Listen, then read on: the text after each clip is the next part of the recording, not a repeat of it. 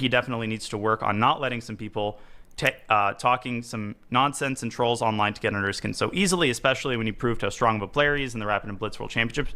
Thank you. It's definitely a lesson for him to learn from, given that he is a streamer and a YouTuber, and this will not be the last time he faces criticism or trolling. Oh, it actually will be. So, I know a lot of people in the chess community might not know who I am, and that's perfectly fine. I'm just a regular Joe Schmo who makes YouTube videos and who also loves the game of chess. And when you look at Daniel's life, I mean, it's very sad because what I hear and what, even in this comment, what the guy was trying to say, or, the girl, whoever he was reading the comment about, and he was sharing how, he's accomplished so much. Like, why would you let anything somebody says get under your skin? And I think what people fail to understand is that, hope deferred is the scripture in the Bible that says hope deferred makes the heart grow sick. And it is true. When your heroes say something against you, it hurts in a different way. Like it's not about what you accomplish, because, for instance, why does LeBron lace up his shoes every day when he's worth over $1 billion? Why do all these hundreds of millionaires or whatever, 100 millionaire or whatever, why do they still go to work every day? Why do they still, why are they still active? Why don't they just retire and go somewhere off? And I think one area that I would like to encourage the audience with would be, that's not what drives you to be successful. That mindset in and of itself won't even allow you to become a Daniel Naroditsky. You wouldn't work hard enough to become that because you have a ceiling. And a lot of the things that drives that crazy passion to lace up your shoes every day while you're worth over, tens and hundreds of millions of dollars, and why you are a very accomplished streamer. I mean, I was looking at this 512,000 subscribers, and here a musician and maybe just a pop culture or maybe sometimes political commentator like myself. Why is it that I'm even moved by Daniel's life? And that's because 512,000 subscribers, he's not just reaching just the chess community. He reached people like myself who watched his videos. I'm talking about, I think I've learned about Daniel's speedruns and his breakdowns like 4 years ago. And I used to watch him every single day before, literally sometimes to sleep. I would watch chess to go to sleep.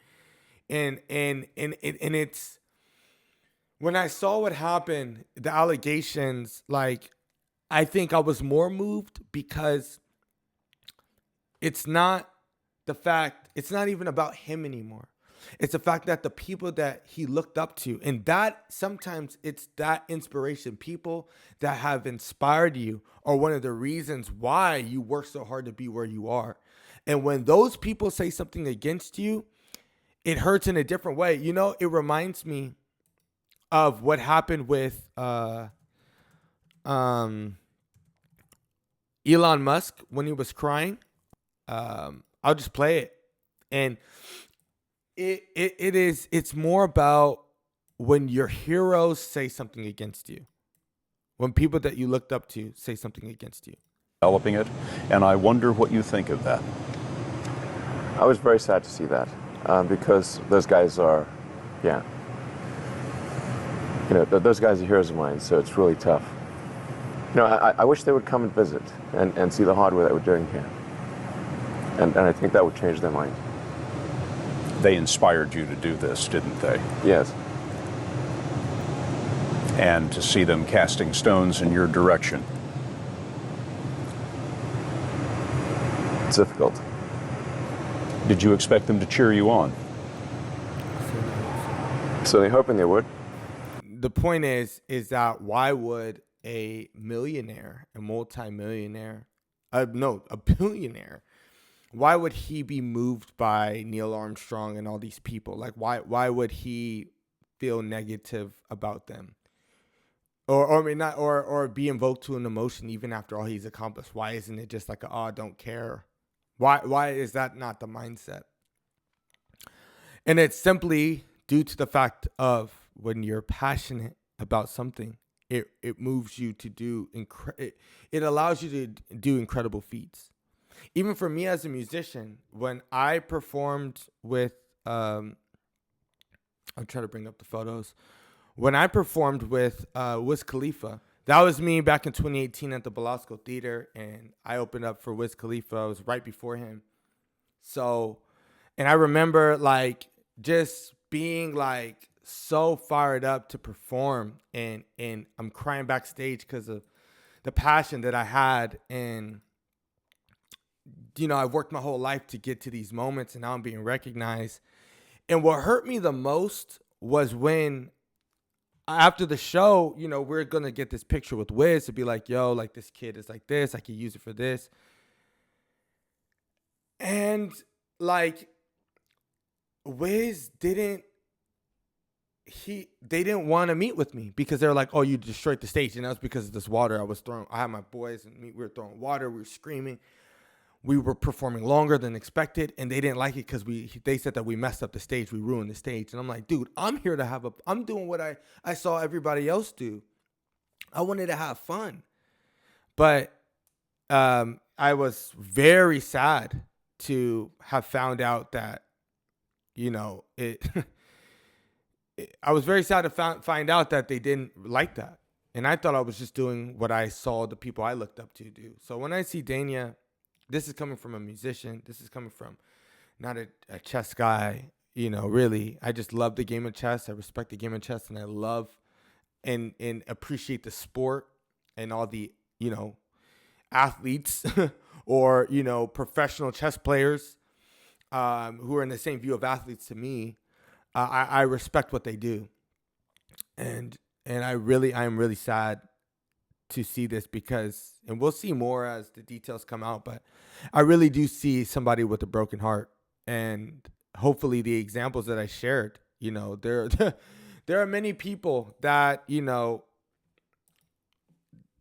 that are not aware of how much of an impact that they make on, that you have on them. And it's always shown in moments like this, and you never know who's watching. You never know who's supporting. And, I just feel sad that Kramnik, who, again, they're cheating in chess is a big deal on chess.com. It is a really big deal, especially in the professional levels, as I've heard other professionals talk about it. However, I think lumping Dania into that, I mean, I don't know the man personally, but the hundreds of hours of content that I've watched of him, it's hard for me to believe that he's one of those guys. I can believe it for other people, but it's hard to see it's one of them. And I think the reaction and how much it took a toll on him is kind of proof of, hey, dude, I think you got the wrong guy. And especially when it's somebody that you look up to. And I can relate on a very small scale to that feeling. I think everybody can relate to the people you look up to looking down on you. But regardless of the fact, I'm making this video because I just want to express my care for the guy, you know, and very unfortunate. And if anybody is feeling anything negative about this, I mean, later on in the video, you hear his friend kind of sharing. Somebody in the background is talking to him. So I know he had people close to him. But again, coming from somebody who has been depressed before, I can recognize a lot of things from that. So Daniel will miss you. We'll miss your videos. Even a regular Joe Schmo like me had no clue you made an impact on, but you did, man. So